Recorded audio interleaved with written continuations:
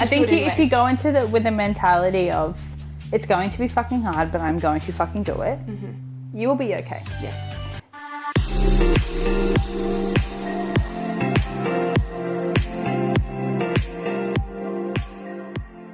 Hi guys, welcome back to part 2 of interviewing Chloe Barwick on the Fit Minds podcast and vlog on YouTube.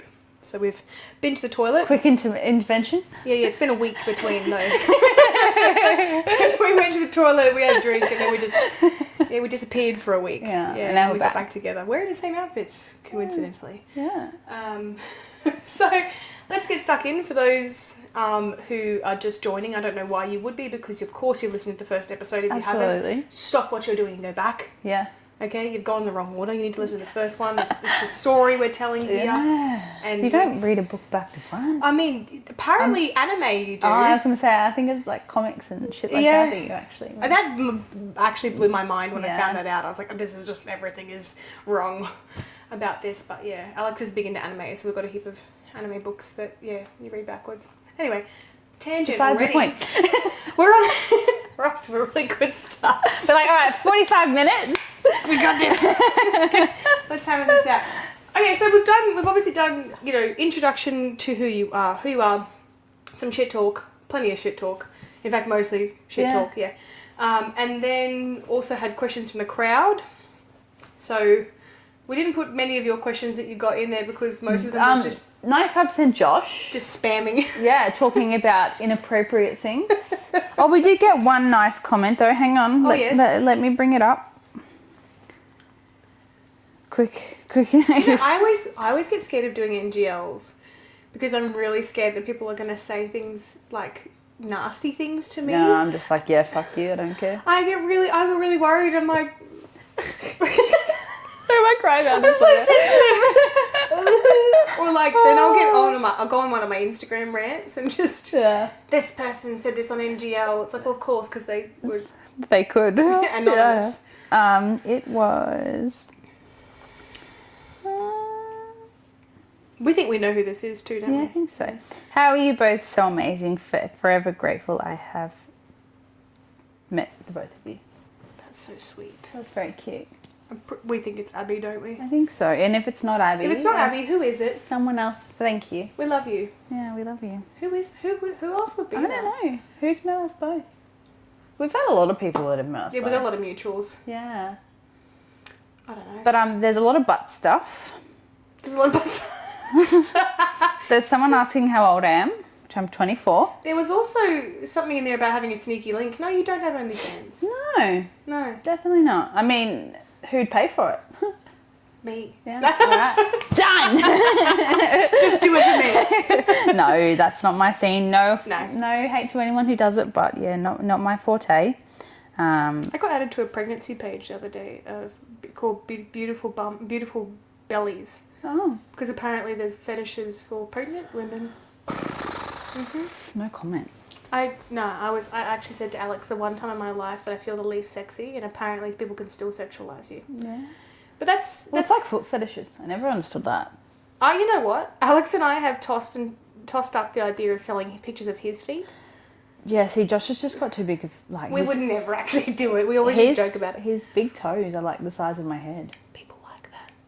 Like his toenails. Some people like big toes. Chloe. Okay. It's gross. Like, that's a great start. I'm like covering up my toes because I'm freaking. I'm not a feet person. No, neither am I. I tend to chop them off in photos because I'm like, I actually think it looks weird when your feet are in photos without shoes on. Or I wear socks. Yeah, because I'm like, the whole thing looks right, and then there's just feet. Yeah. And if people on the internet as well will see your feet in that photo, and then they'll, you know what I mean? Like, you never know how much you're giving away for free. Yeah. They don't care about the bikini, the lingerie, it's the feet. Exactly. It was like, Sienna lost her first tooth on the weekend. Oh, bless. Yeah, and I wrote a little note from the tooth fairy. That's cute. And I was taking a photo of it, and you can like see my feet in the bottom of the photo, and I was like, like, gross. So you're definitely not in the foot fetish category. No. Yeah. No, I hate feet. That's so sweet for Sienna though. Yeah. That's nice. Did she like it? She loved it. She came in at like bless. 5 o'clock in the morning. I got a nose on the tooth fairy. Did you get money? Yeah, $2. Nice. Yeah. I like that over the years, right, we still haven't changed it from $2. Oh, I am not paying any Inflation, more than $2. we're like, bitch, I got $2 years ago, and that got me a meat pie. Well, I had I was talking to a mum at school, and she was like, "Oh, I'm hearing of kids getting like $20," and I'm like, "It's a fucking tooth. Imagine how expensive the whole mouth will be." Yeah, agreed. I don't have the money for that. It's literally like telling her that her teeth are like grills. You know what I mean? Yeah. Like they're pricey. Like I'm gonna come home one night. She's gonna have ripped all her teeth out. Oh, of course, because this is the exchange, right? If I have no teeth, I get hundreds of dollars. Yeah. So no, $2. I love it. Yeah. I like it. Yeah. I think it was always $2 or $1 under my pillow That was too. gold coin.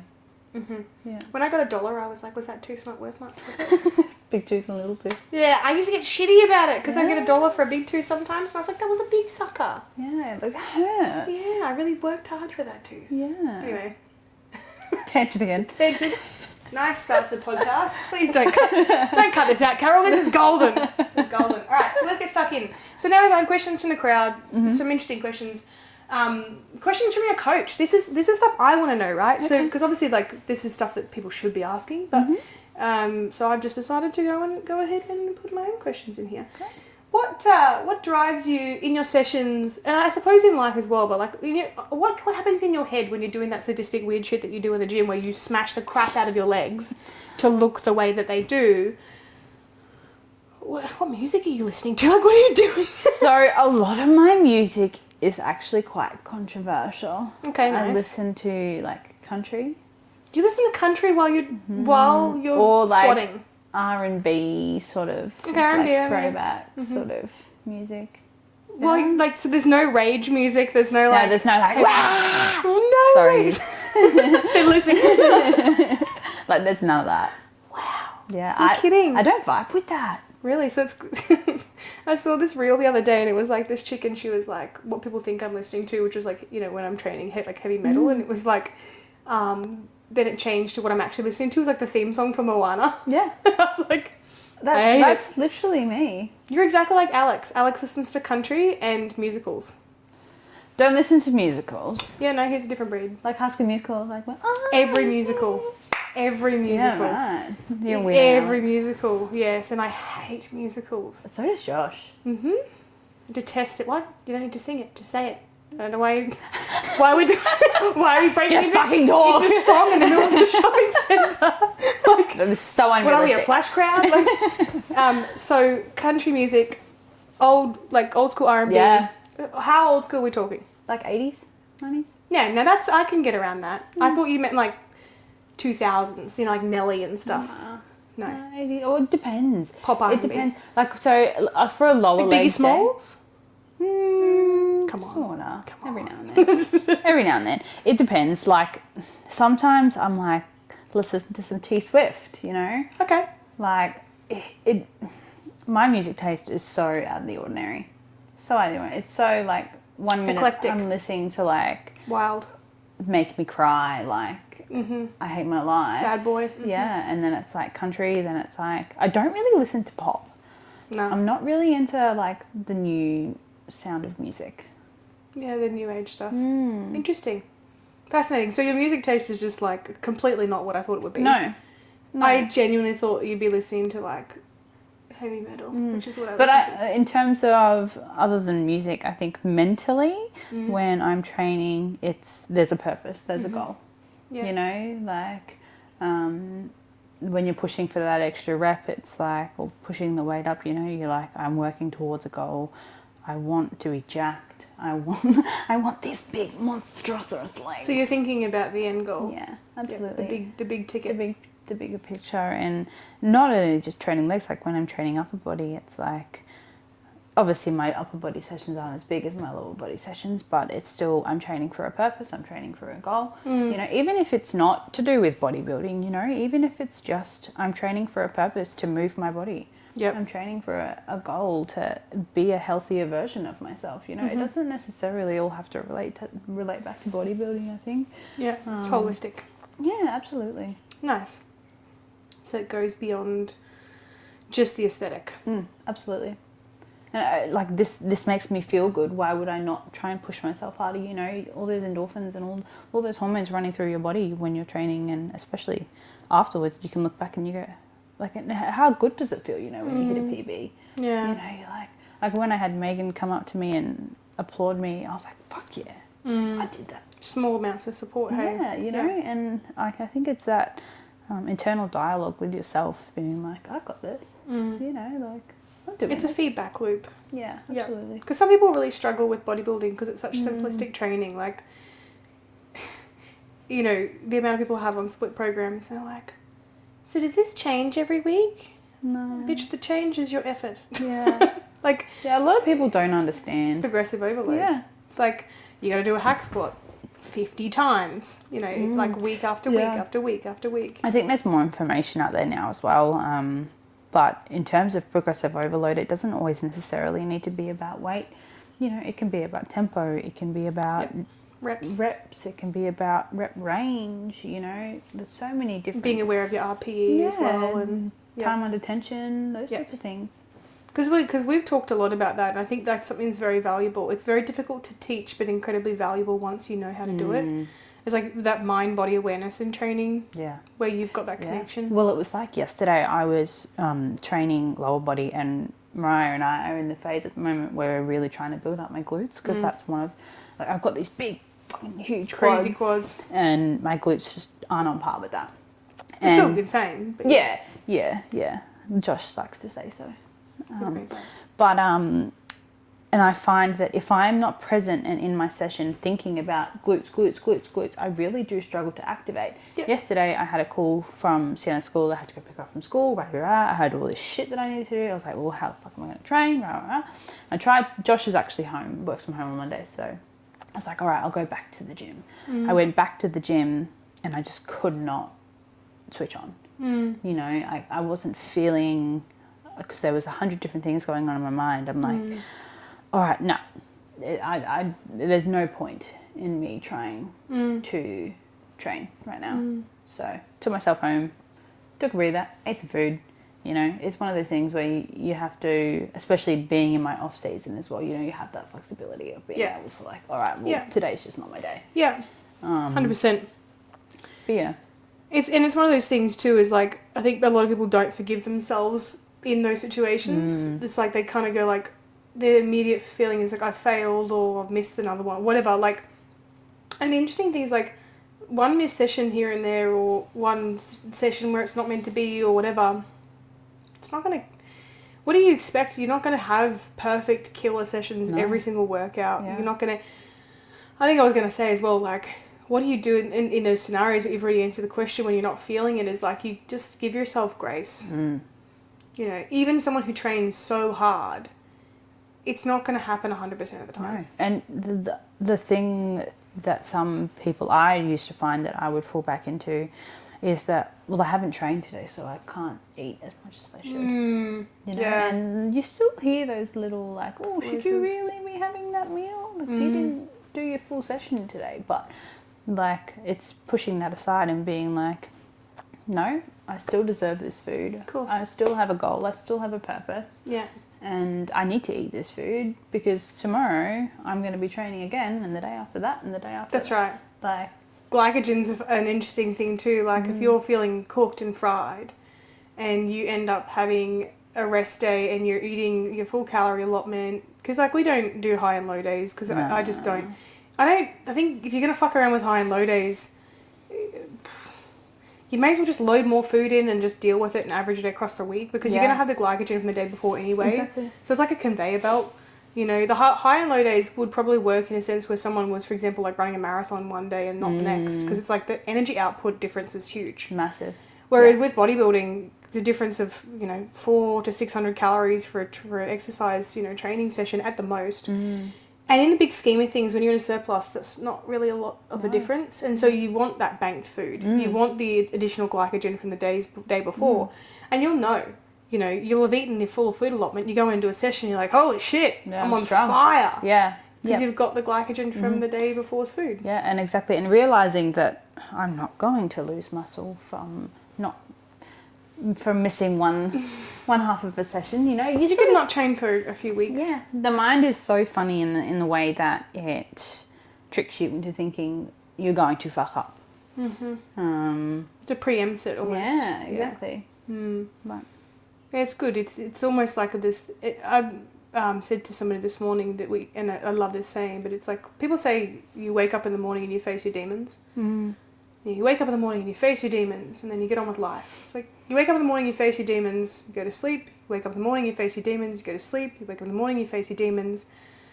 I think people assume that once they've, handled something, that's taken care of now. I'm done it's now. never going to be a problem again. Yeah. No, it's a crock of shit. Shit returns. Yeah, and comes back. I look back and like the gaining the weight.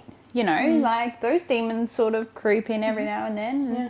But you deal with it differently, and you learn from every experience of those demons and how to move past it. Patience with yourself. Other people need to be patient with you as well. Yeah. And communicating that with those around you is so important. You're like, look, and it's so hard to speak up about it because, mental health is such a big topic. I think, you probably often, and this is something I don't know whether you feel this way, but, and we talked about this earlier. Yeah. We struggle feeling in front of other people. Yes. And feeling and showing that we're struggling. Yes, showing weakness, but also because we have this thing where it's like, in our culture, Western culture, I don't know whether even more, probably more so just in general, but when someone's sad or angry or frustrated, we immediately want to fix them. Yeah. Yeah, no. We just want to go, solution. And I've got to be so careful as a coach because, I often do that. I'm like, we could do this because it's my job. My role is that's why you instinctively think. Yeah. And then I have to realize as well sometimes that a client comes to me, they don't want a solution, they just want to tell me something is happening, and I actually have to step down from the solution and I have to go, okay. Oh, you know what? I get that. Okay, no, that's okay. You know what? It's okay. You're going to have days like this, and I've got to, it's like Jekyll and Hyde. You have to sometimes put this really tough hat on, but then the other hat goes on where it's like, don't be an asshole. Just, look at it from this person's perspective and let them feel and everything, because you'd want to be able to feel in that situation as well, and that's what empathy is being able to put yourself in the other person's shoes. And so oftentimes, I think, it's like if you're having a hard day, a rough day, you're struggling with something mentally, there'll probably be more of those.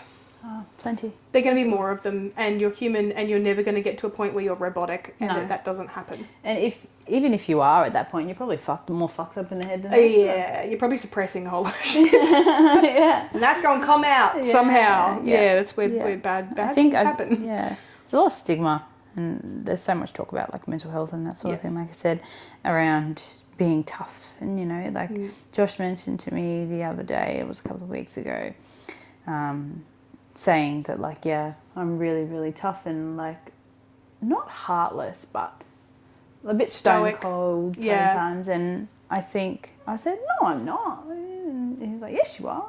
He's like, but you're protecting yourself. Yeah. And I think it's just, I don't like being vulnerable sometimes. And I think it's uncomfortable. Yeah. Yeah. Yeah. But then it's also in situations I cry like a baby. Yeah. When needed. When needed, when required. Yeah. It's very healthy, I think, certainly. It's just knowing, I think what it is and as we said earlier in the kitchen, is knowing having safe places and having a position where that there are people there are going to be some people in life where you feel comfortable and you feel at home with that, and they're rare. They're so rare. But then there's going to be people and you're like, you know what? You're just not it. Yeah. That's okay. And I'm very selective with that. Yeah. So oftentimes if someone messages me and says, oh, how are you going? Or whatever, and they might be prying about something, and I'm like, good. Yeah. You're you don't need to know. Because I'm like, but it's do you actually really care? Do you care? I don't know whether it will be helpful for me to tell you, because I think I know what response you're going to give me. Yeah. And it's not that we're not going to hear what we want to hear. It's just that if it's going to be more detrimental to your mental health to have that conversation with someone which has not been productive or helpful in the past. Yeah. Sometimes it's just easier to know who your people are. Yeah. Yeah. Yeah. In that facet. Yeah. And finding that place is hard too. some people are fun for other stuff. Like, I think Yeah. some friendships and connections and whatever that you have in life, they can be friggin' awesome for all sorts of things, but perhaps maybe not for the mental health side of things, which sucks because, Well, that was a couple of like my questions was about like friends and like, do I have best friends and girlfriends? And my friendship circle is very small in terms of women. I know that about you. Yeah, we've talked about this. Yeah. Like I've been burned. I'm not going to go into that, but yeah, I've been burned, and I think I have very little reliancy on friendsps. You don't. Well, there's trust there. It's a hard thing just to trust if it's been that situation. Yeah, but like I keep my circle very small. It's like funny actually.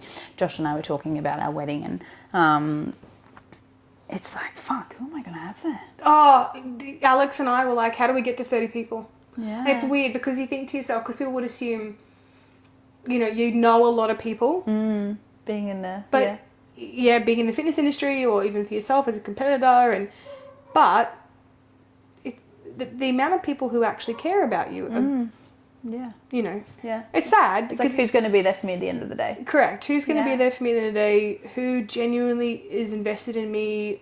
Who isn't just invested in me because they get something from me? Like, there's a lot of that stuff there too. And I think with women, I would agree. It's really interesting because men's mental health, 100%, like, it's got a long way to go as well. We know that. With women, I think our relationships with one another, our friendships, they need a lot of work. Yeah. Well, because as well, like, I lost so many friends when I felt pregnant so young because people weren't doing what I was doing at 19. I was changing nappies and they were out drinking till all hours. It wouldn't matter too, because even people who, like, I've noticed as well through pregnancy, that people who don't have kids don't connect with me as much anymore. It's like, I'm not sitting here being like, fuck you, fuck that. Nah. Like, I understand, it's hard. Like, when you are pregnant, you are so focused on you and your baby and your own little Bubble. vessel. Yeah. And sometimes people just don't get that. Yeah. And that's okay. You can't expect people to get it, and you also can't hold it against them. Because when I was childless, I didn't really understand motherhood. I didn't understand what it would be like. Still don't have a baby yet, but, but I also would say that to people. Yeah. Say, hey, look, I don't know because I don't have children. It would be patronising of me to say that I did understand. But I think sometimes you can try and sit in the position as much as possible and respect people and still... I think there's a difference between being a cunt, excuse me. No, I love it. It's good. That's right. And having that understanding, like, hey, look, I don't really know what you're going through at the moment, but I'm here. That's right. Or if you don't want me here, I don't need to be here. Yeah. Like, there's that fine line. Some people also just disappear off the face of the earth when there's things they don't think they can, like... I've noticed a lot of friendships that just, like, you'll be like, I'm struggling with this, and in their minds, they're like, oh, I know nothing about it, so I'm just not going to engage with you. Well, I actually had a best friend of a long time, like grade 3, and up until just before I had Sienna, and she vanished. Wow. Probably because of her own insecurities. Basically turned around to me and said, I expected more from you and in your life. Wow. And what you were doing with your life. And for me, it was sort of like... Look at you now. Like, yes, I've literally won wellness categories my first time competing, like... Yeah, and like, I think friendships and going through that, especially like in your early teens and stuff like that, it sort of teaches you and shapes you, and then when you hit your 20s, it's even harder again, and then... Then you hit your 30s. Yeah. I'm not at that point yet, but even then, I think I'm sort of at that point where I'm like, all right, do I need more friends? Like, do I need more people in my circle? And I think to myself, no. Like, more is not more. No, and admittedly, sometimes it's like, oh, I'd love to go for a coffee with someone, or like little things like that. But then I think to myself, would I actually enjoy that, or would I prefer just to be at home by myself with a coffee? Sometimes I get invited for coffee and I'm like, like, I love my own space. I'm such a homebody. Like let me be at home all day, every day in my own little bubble. And I'm like... What you got to do, though, and I think this is what I established through my late 20s, was finding friendships that are like that the same women. So, like, that's why we get along. Yeah. You know, that's why me and my other, like, very few close friends get along, is because, like, we can literally not see each other for months or weeks. Yeah. Well, my best friend, she's FIFO. And Nice. she's very much the opposite of me, that, like, she likes to go out and socialise and stuff like that sometimes. But I think it's being mature enough to realise, because younger me would have been like, well, fuck you. You know, like, why aren't I going out and getting invited to these things? But me now, I'm like, go have fun. You know, like, yeah. I'll be drinking my hot chocolate with my slippers on. Yeah. And I think it's good in the sense that we both respect that, you know.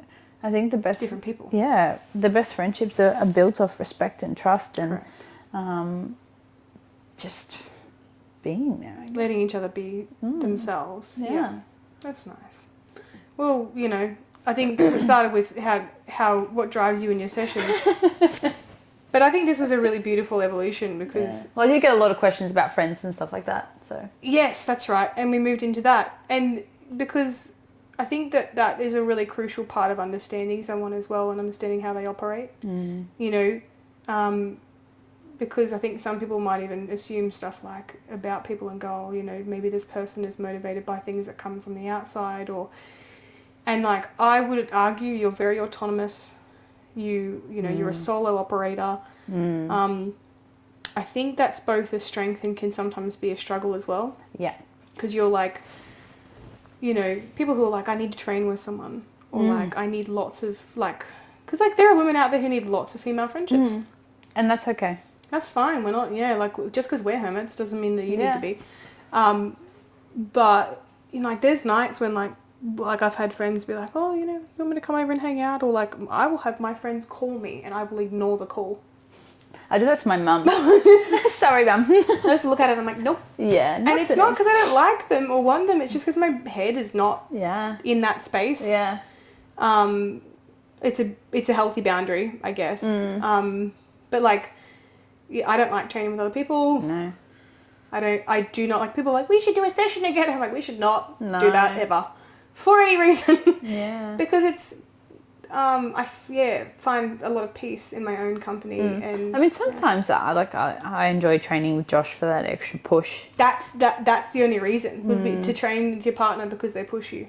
Yeah. But other than that, I'm very much a solo trainer. Yeah. Yeah, agreed. It's quite bitchy, but I just get frustrated. I'm like, hurry up. Please lift heavier. Don't be a bitch. I don't have to keep adjusting the pin for you. No. I have trained, honestly, though, like, a lot of girls don't want to train with me because they're like, oh, you'll train too hard for me. Yeah, and I get that. And I'll be like, dude, it's okay. There's nothing stopping me from moving the weights around. Same exercises, we just need to change, like, the weight. But, yeah, a lot of it's just that, like, them not wanting to push a bit harder. And so I think there's a kind of, well, why would I train with people? Because not saying no one trains as hard as me, but not many people train as hard as what we do. Yeah. In the way, I mean, not at the moment. I'm literally doing, I'm doing pussy girl weights at the moment. There's nothing wrong with pussy girl weights. I think I literally said to Alex the other day, I was like, I'm trained like a bikini girl. I feel ashamed. But Mariah. mind you, like my quad extensions are like still super heavy and shit. And here I am going, I'm trained like a bikini girl. And you see this pregnant lady just like going ham in the gym. But yeah, fucking still squat, like pendulum squatting like 2-3 plates. Yeah. Yeah, that's right. But yeah, like I think there's always a time and place, like for, you know, pushing yourself to the brink and knowing when to take a step back. So absolutely. I'm just at one of those stages of my life where like I have to realise that there's life inside of me and it's not all about being jacked. Yeah. But it is all about being jacked. Yeah. That is the sole purpose of life. There is nothing else in life except it's like gym. it's funny, like sometimes when I'm like getting ready to go to the gym and I'll like put on a fit and I'll turn around to Josh and I'll be like, how do I look? And he'll be like, you look cute. And I'm like, I look what? It's not a compliment. And he's like, you look jacked. I'm like, okay, thank you. Yeah.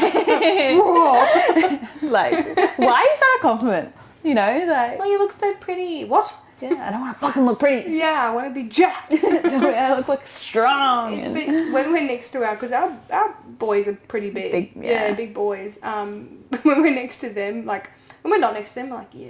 And then we're next to them, we're like, God damn it. Yeah. But then again, my legs are bigger than Josh's. That's right, exactly. Yeah. Look, we won't talk about biceps. Yeah, oh yeah, yeah, look like a little penny. You lose the bicep competition every day. And shoulders. Alright, so what is, like, this is a bit of a sticky one, but what are some of your biggest struggle points with training and nutrition? Ooh, okay, so training would be life. Getting in the way. You know? Yeah. Like, there's some days where you've worked, you've had a really shit day, and then have to pick up Sienna from school, and then it's like trying to organise her, and then you're like, fuck, I still need to... I would say probably time management, really, you know? It's like trying to manage my time in the sense that I have enough time to train, you know, and at an energy level where it's beneficial to train. Because a lot of the time I have to train of an evening. And it gets to that point and you're exhausted and you're like, is this session even worth it? Is it, like, am I just going in there just to, nutrition wise, I think coming from both ends of the spectrum in terms of the way I view food. Like, when I was at my biggest, food was a comfort. And then obviously not when I was in prep, but when I went through that really rough patch where I did my knee and started to fall in those unhealthy habits where food was the enemy. You know, my mental health sort of dabbles in both of those every now and then, and it's like the fear of eating too much, and then your head then goes, well, no, because you're trying to build, you know, you want to put on muscle, you need to eat, and then it's like polar opposite. But I don't want, and then flip side of things, it's like you've got all these calories, you can go out and eat all that, and then you've got it's such a head fuck, and you do this all the time. And it's constantly like, do this, do that, do this, do that. And it's just about sort of taking a step back and going, all right, reset. You know, like we had to do a couple of weeks ago. You know, reset. What is the goal? What do I need to do? Strip it right back. Yeah. Food. The food that I'm eating is fueling my workouts. I try, like, at the moment, going back to, like, calories and food and stuff like that. If you haven't watched the first part, then you'll know, so go back. That's right. Go back to episode 1, guys. But, like, hang on, what was I going to say? Just like the struggle with nutrition, like obviously going between the two, but we've found your happy ground. Yeah. Like we've found that Oh, sweet that's what spot. I was going to say. I eat the same thing. Yeah. You know, I don't even have to track anymore because I know exactly what weight is my breakfast. I know what I'm having. I know this and I know that. So, to be honest, I'm not even looking at the calories that I'm eating. I'm not even looking at the macros that I'm eating, unless, of course, when we change that or when adjustments need to be made. But, and then I have a flexi meal as well, like of a weekend. So, for me, it's like, I don't even need to track. I don't even need to have that fixation on what I'm eating and how much I'm eating. Because you're in such a routine. Yeah. And finding that routine is hard. Yeah. You know, and you go through phases where it's easier than others, and I think some days you're really full and some days you're like, I just want to eat shit and I don't want to track and I don't want to eat like what I need to eat. Yeah. Well, after I competed, I actually had my birth control taken out. So then getting all those hormones back and doing all that, like, I've found freaking in my luteal phase, I am a bitch and I am fucking hungry. Like, I could be eating 3,000 calories plus the rest if I wanted to. It's wild. You end up as like a bottomless pit in that phase, and I think that there are still women out there that think that it's only them. So common. Every woman who goes through, you know, I tend to get hungry the week before, and then when I have a cycle, just wouldn't know, I haven't had one for 8 months. Yeah.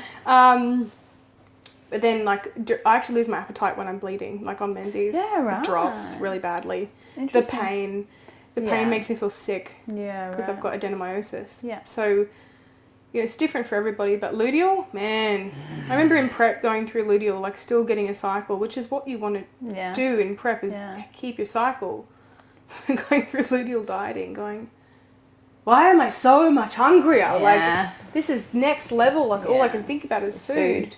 So, yeah, even coaches struggle with nutrition. Like, you know, we're here to help people with nutrition, but it's like, by the same token, we've got our own struggle points. There's, you know.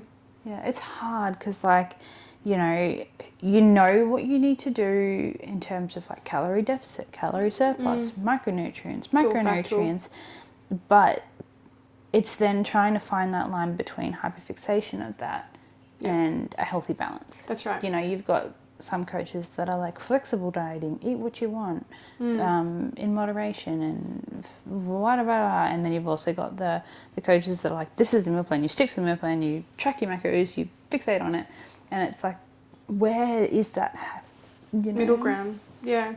I mean, the answer to that question is when it no longer plagues you. When it's at a point where you're so, like, you can take your flexi day or meal or whatever on the weekend, you're not out of control.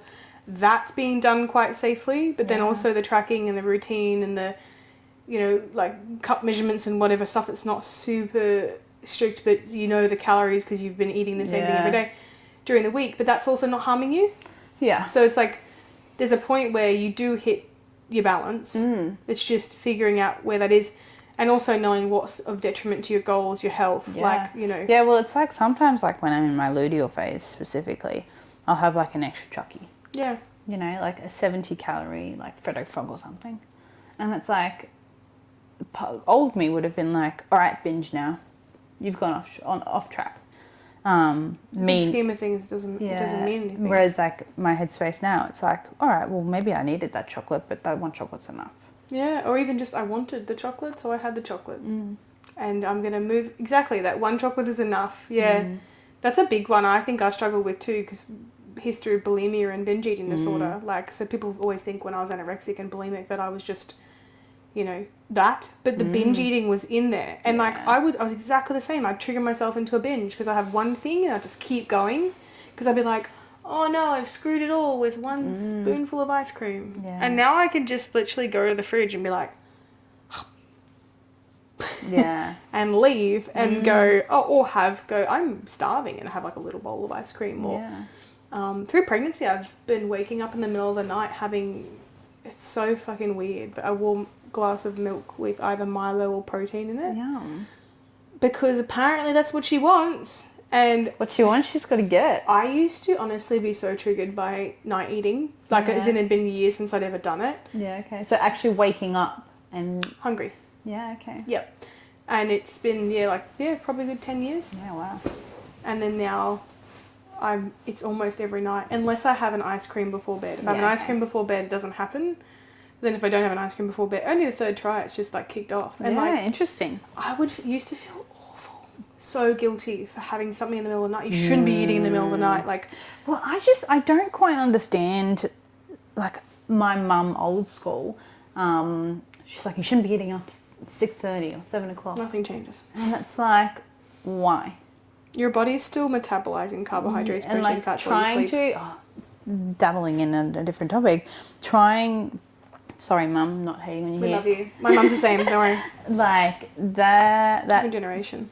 Yeah, it's like fear carbs, fear eating after a certain time, fear certain group types. Food. Yeah, like it's crazy. But like, this is where a lot of those eating disorders developed and were passed through generations as well, because we had that kind of knowledge, or we thought that was the case, you know.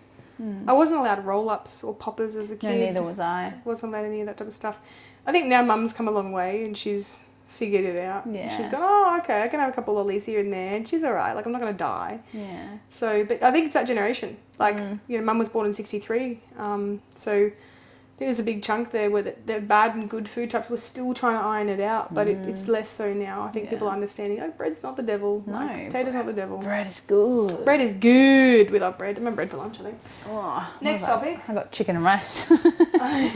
It's funny that you're eating chicken and rice in your off season. How do you juggle, because obviously, like, you know, you just said time management, but how do you juggle mum life, career, training, you know, all that type of stuff? Time management, in a way. I know I said before, like, it's quite handy as well. So I know what days of the week I work. I know what time I'm working. Most people do. You know, and like I'll sit down the week of and be like, all right, so I'm going to train this time, this time, this time, this time, this time. Nice. When I have Sienna, I'd like to have the crèche at the gym. Just started recently getting her in to that, which has been great. And so I'll book her in a week for the week. And on a Sunday, we'll do our, in terms of nutrition, Josh and I will do our grocery shop on a Sunday. I know what I'm eating, and I know how much I'm eating. So I like to cook my chicken fresh. I don't like reheated chicken. I don't think anyone likes reheated chicken. It's gross. It's dry and yucky. If you eat reheated chicken, you're a bit weird. You're the devil.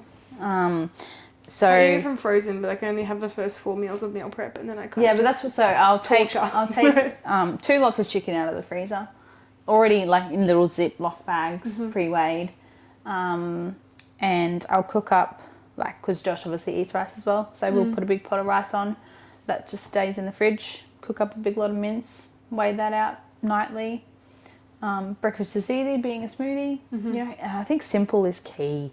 You know, I find when I'm trying to come up with these big fancy recipes that I've seen on TikTok and all that sort of stuff, that's when you can spiral. You know, like that's when it's like, all right, well, fuck it, I can't be bothered to make that. Let's go out and just get a burger instead. Decision fatigue is a huge thing, and because I don't know many people, you know, that have a lifestyle that doesn't have a lot going on. You know, in check-ins all the time, I meet people like, this was a really busy week and this was really busy, and I'm like, everyone's busy. It's life. Everyone's busy, and I would never say to people, oh, look, everyone's busy, don't worry about it. You know, but it's also about like your version of busy. If you're creating new meal creations every day and fucking around with your food every day, and you know what I mean, like, and don't get me wrong, variety's okay, but you gotta be tactful where you incorporate it. Yeah, like weekends are great for variety because you have a bit more time. Yeah, exactly. Yeah, you have those like meals with your partner where you make burgers or and I remember during prep, I know you said it was bad to do, but like finding these recipes and saving them and being like, I'm gonna cook that. Yeah. Did you cook most of them? No. No. No. That can't be fun. I was the same. I made lists of places to eat, and I think I got halfway through the restaurant list and I was like, I'm sick of eating. Well, because we live like right near a KFC, and I was like, remember Josh getting KFC not many times during prep kills you, hey? I actually, I'm a bit of a weirdo psychopath, but I actually made him buy the foods that I wanted to eat. Yeah, no, I used to bring home. I used to bring home the foods I wanted to eat and feed them to Alex when I was in prep. Yeah, he did the same thing when he was in prep. He came home and brought me donuts. Yeah. But look, I think in some worlds people will be like, "That's disordered," but fuck it. Who cares? Maybe I am a little. No, honestly. What's wrong with that? But I think we've all got these weird little things we do in prep sometimes, and I don't think we can avoid it. No. There's not a single person on this earth that says, you know, that you don't feed people in prep. You become a feeder, or that's it, you know. Yeah, didn't get into the baking though. Well, it wasn't. The baking's dangerous. It's dangerous grounds because, like, licking the spoon, it's just, you know what I mean? Like, there's that temptation there. Like, I remember when I first started prep, right? And took Sienna to McDonald's to like have her like get her a little treat, and you know, so used to just like pinching a chip, you know, just like getting out of that habit. Yeah, like I remember like going to take on and being like, hang on, I can't do that. I can't do that, you know, like quick, no salt. Get the salt on my hand. Well, the salt's not bad, but the oil, you know, like, and it's hard because then you think people think this is fucking batshit crazy, but this is. The reality is like a lick of a something is an extra something, and it's it all adds up. So but time management, it is a hard one. I think that's going to be probably the struggle point for a lot of people, but you hit the nail on the head. You know when you work, you know when you're training. Now you can plan ahead. The solution to not having as much time is what? Yeah. It's planning. Yeah. Create that planning. I think sometimes it can come down to fatigue as well. Sure. You know, like you've had a big day at work, you come home, Sienna's being a brat. Yeah. You know, she's kicking and screaming and crying, and you're like, I don't want to train. And I think the biggest thing I have learned is allowing myself to go, okay, yeah. don't train today. It's one or the other. It's don't train, like just give yourself grace, or am I letting this push me over? And you know, how many times has this happened? Yeah, exactly. And it's about like, all right, but I might not go today, but I will go tomorrow. Yeah. You know, like don't fall into that spiral of, oh, okay, I'm not going to train today. I'm not going to train today. I'm tired. I'm not going to train today. This happened at work. I'm not going to train That's today. right. And then you end up not training for 3 weeks. Yeah. You know, like. Becomes a slippery slope. Yeah. And you've got to remember why you're doing what you're doing. It's all this kind of like, instead of erring on the side of why I'm not doing it, you know, I don't want to go, I don't want to do this, I don't want to do that because of X, Y, Z. And so this is all very negatively geared. Switching your mindset over to, this is why I do it. Yeah. Oh, that's right. It makes me feel really good. Oh, you know what? It's not I should train or I know I need to go. Because then it's a chore. Yeah. But then on the flip side of things, sometimes that tough love works. I look at gym like a chore, you know, like ticking a box. I need to go and do that. Yeah. You know. So yeah. I look at it as like, if I don't do it, my mental health will decline. Yeah. And it does. It does, yeah. So it's like, as much as what at the time it might feel like a pain in the bum, like lots of things feel like a pain in the bum that are worth it. Yeah, they have to do anyway. Yeah, like doing the washing. Ugh. Jesus Christ. Don't even get me started. It's like I hate putting it away. No, I don't mind actually like putting it in the washing. No, because putting it in is easy. That's why we all like putting... That's why Alex does that. Alex thinks he's a friggin' hero. I've done 6 loads of washing. You haven't done 6 loads of washing, darling. You have put them in the washing machine. He's only just learned how to separate colours too, bless him. Ah, really? Sometimes I'm pretty slack with that sometimes. I hate it when my whites go grey. Yeah. Nothing annoys me more when I bought something white and it goes grey. See, I don't wear white. You smart lady. Yeah. My mother wore a lot of white when I was a kid and it unfortunately rubbed off on me, How do you... well, actually, we've already been through this, but how did you feel when you did so well in your comps? Like, I think, what did that do for you now, moving forward for your future? Because that's where we're going to go with the next topic.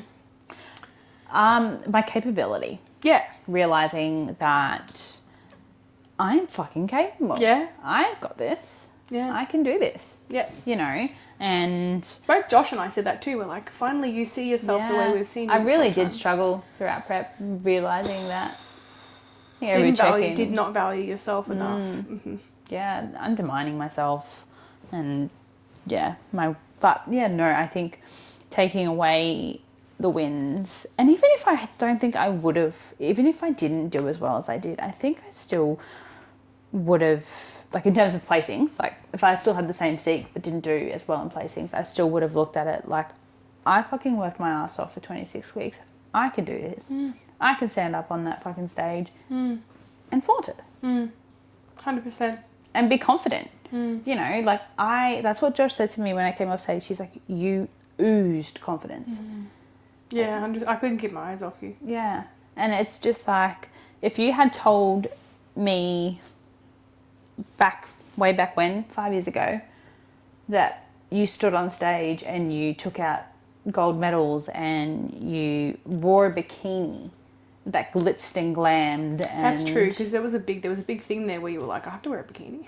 Yeah. Like, I would have been like... yeah, funny. Good joke. Yeah. Because that's where your headspace was back then. Yeah. So I think, just realising my self-worth. And did you not recognise yourself in photos? Were you just like, no? What? Well, I think, as shitty as it is to say, like, there was little things that I like pulled myself apart for, which you definitely should not have done. Yeah, I know, but like, I think I'm like, all right, next time I'm gonna do this. This is improvements are okay. Like reflecting is totally fine, and that's at the end of the day, like we can't go into everything thinking we're perfect at everything. But by the same token, like, you know, I like even you on the NBA stage, night and day.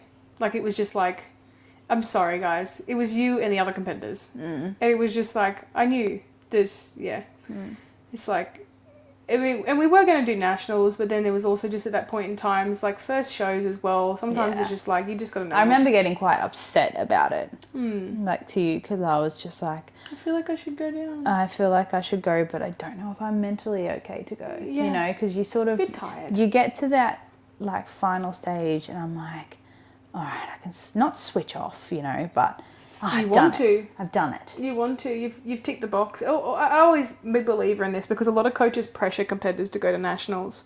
I always give my competitors a choice. If they say no the first time, I take their word for it. Yeah. I don't push them because And it was all the way in Melbourne. finances as well. Yeah. There's a lot of stuff involved. Like competing is not cheap.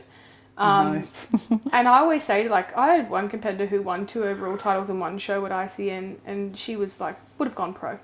She went down to nationals. Annie Leith, lovely girl, another fucking killer physique. I said to her, "Do you want to go to nationals? What does it mean to you?" She's like, "National title versus state title doesn't mean shit to me." I was like, "All right, girl, you go live your life. Go live your best life."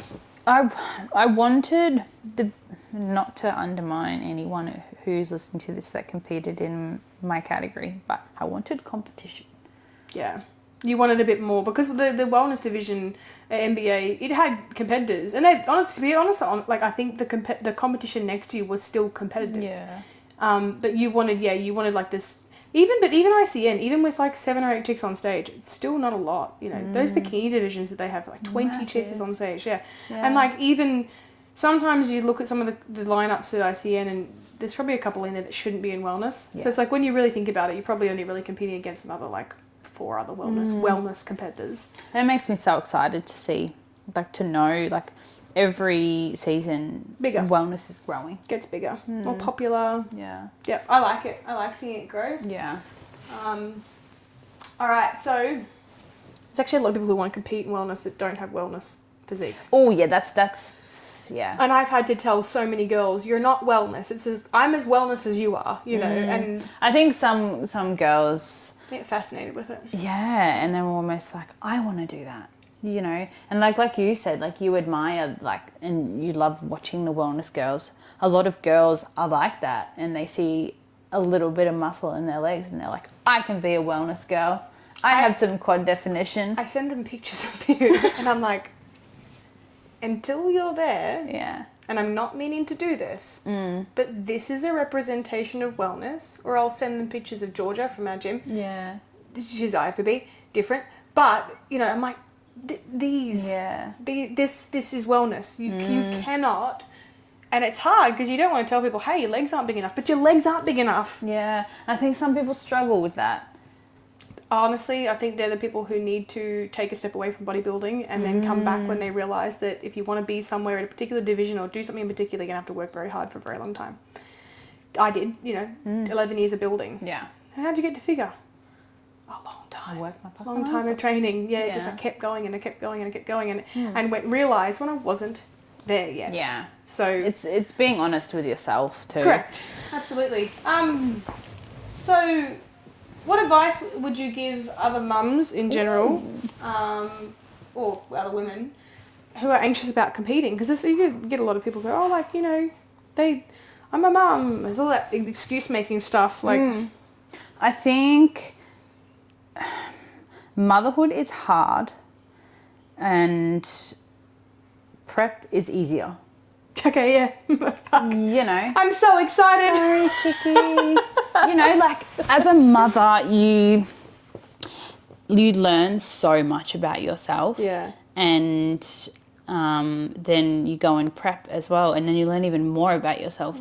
And it's not as hard as it seems trying to... I mean, for me, it was a bit different because Sienna goes to her dad's for a stint of time. So I did have that time to myself, you know, and I had a lot of support around me.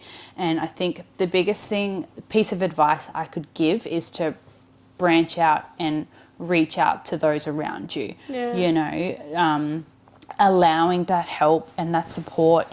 Because I know as mothers, we put so much pressure on ourselves to be this strong, independent mother that's going to care. No one can help my child but me, you know, I need to be strong for them. And it's okay to be vulnerable. It's okay to accept that help. And It takes a village to raise a child. exactly. And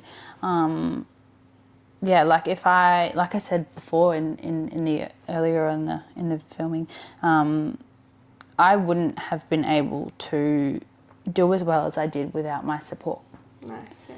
And whether that be helping out with Sienna, Josh cooking food for me, you know, those sorts of things, like you need it.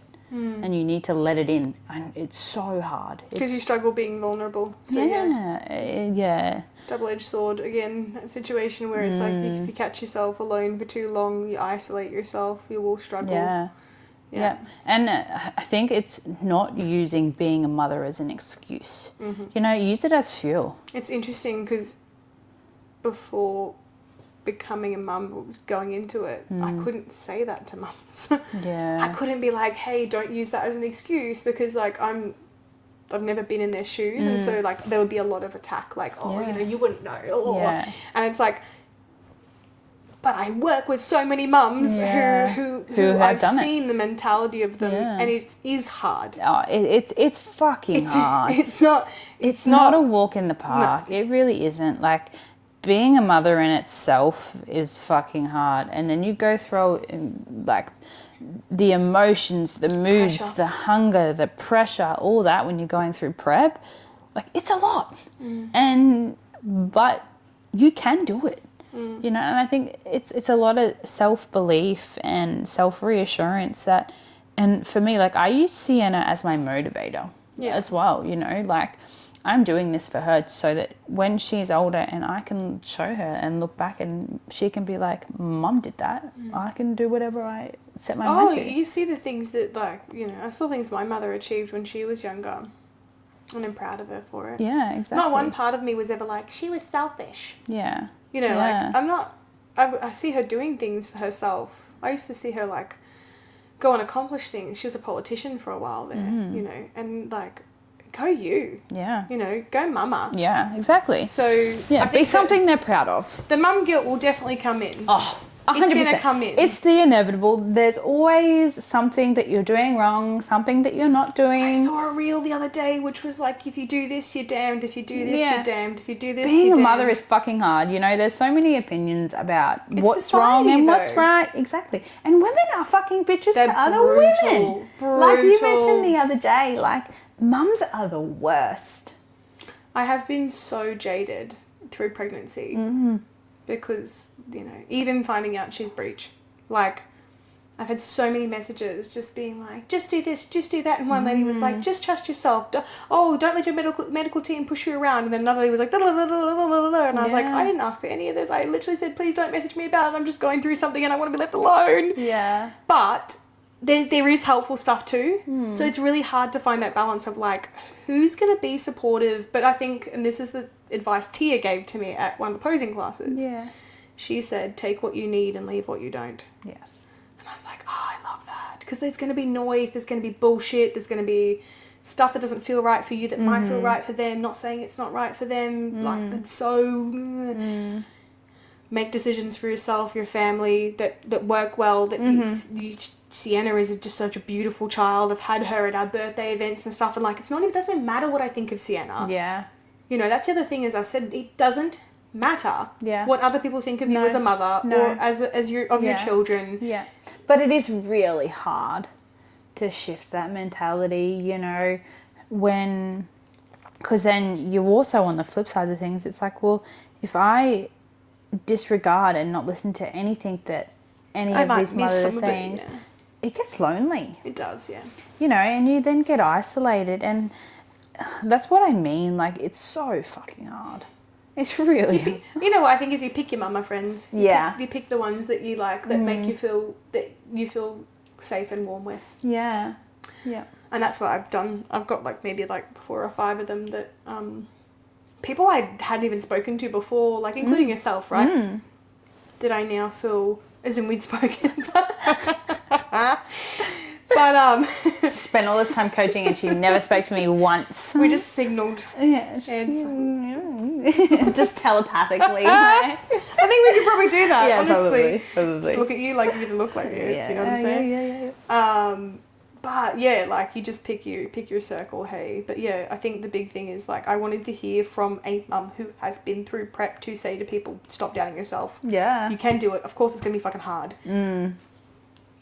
I think if you go into it with the mentality of it's going to be fucking hard, but I'm going to fucking do it, you will be okay. Yeah. If you go into the mentality of it's going to be fucking hard and I'm not going to be able to do it, you will destroy yourself. Probably struggle. Yeah. Like it's. Would you liken it to childbirth? Because I felt this way with childbirth. It's like coming up to childbirth, I'm like starting to freak the fuck out. Oh, yeah. And now I've done a big flip. And I've gone, right, you're a pro athlete. You've done all these things with your life. You've achieved so much. Don't let birth screw you over. Yeah. Like, let's go, you know? So yeah. They say the same thing about birth, is that confidence in birth, and it is really hard because some women really do struggle with birth anxiety, and it's real. Yeah.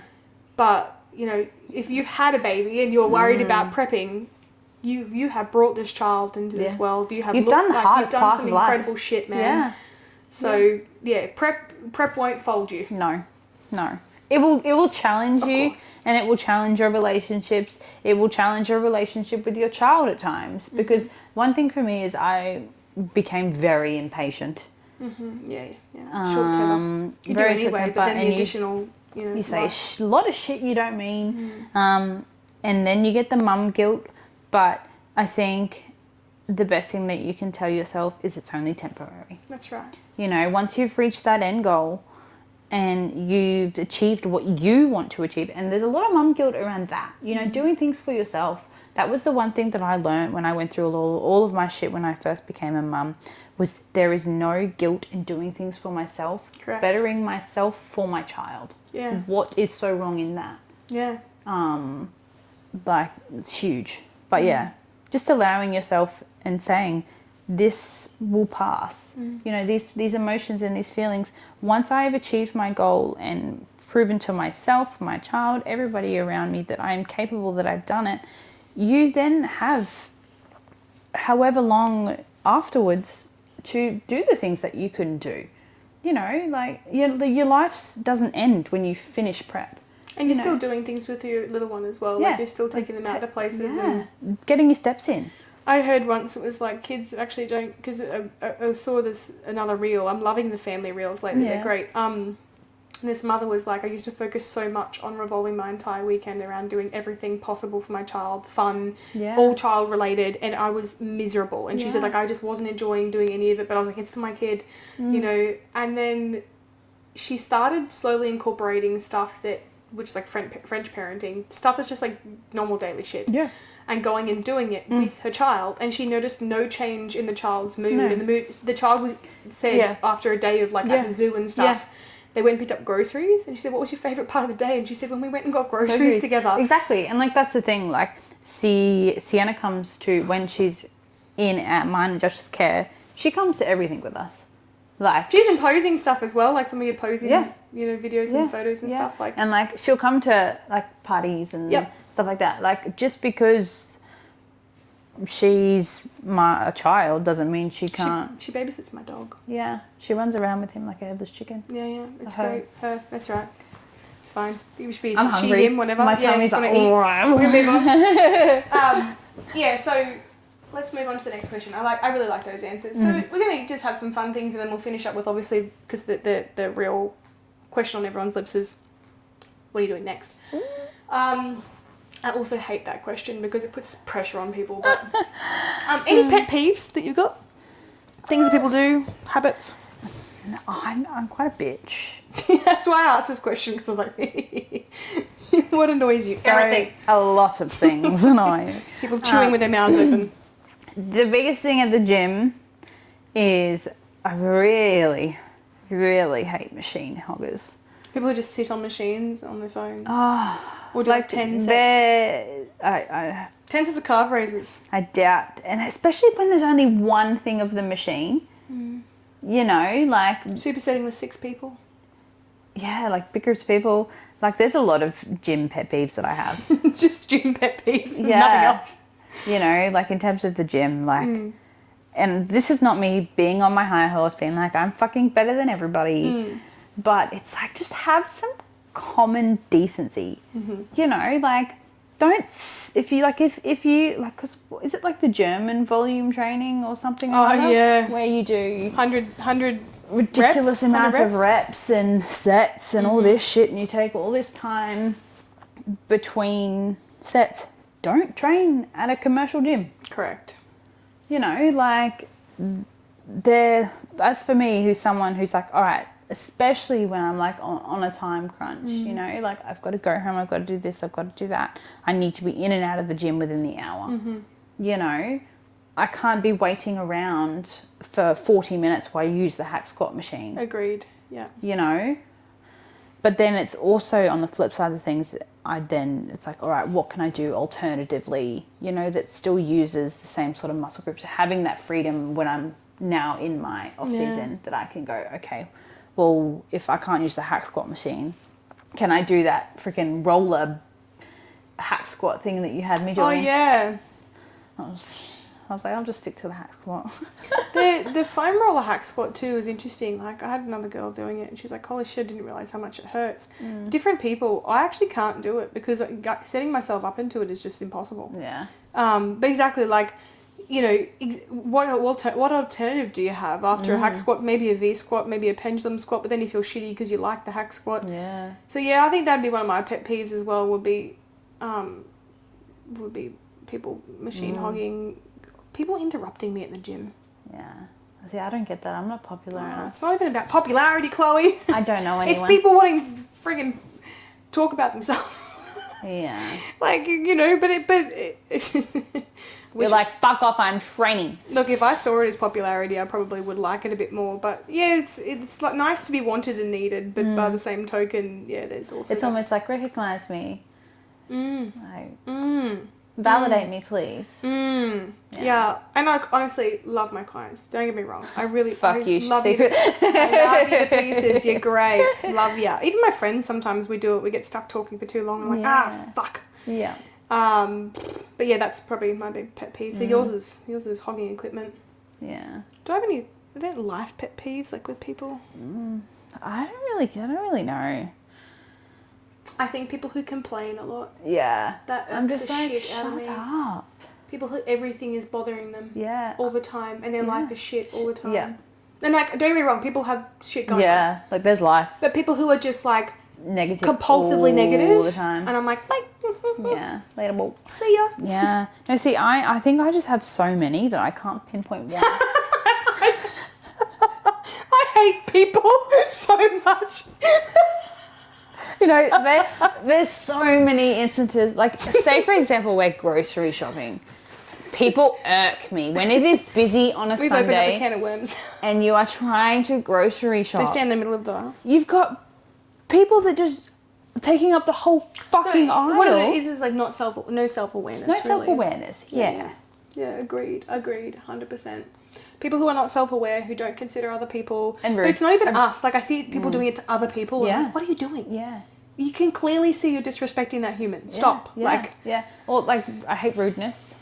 we experienced a really interesting thing on the weekend in a birthing class. Racism. Ooh. That's quite rare. Well, it was in a class full of white people, and I think they assumed that they could behave that way in front of white people. Was it like a teacher, or was it? Yeah, right. Yeah, we did a full report on it and everything. Hope it gets back to her. Yeah, If you're watching this, fuck you. yeah.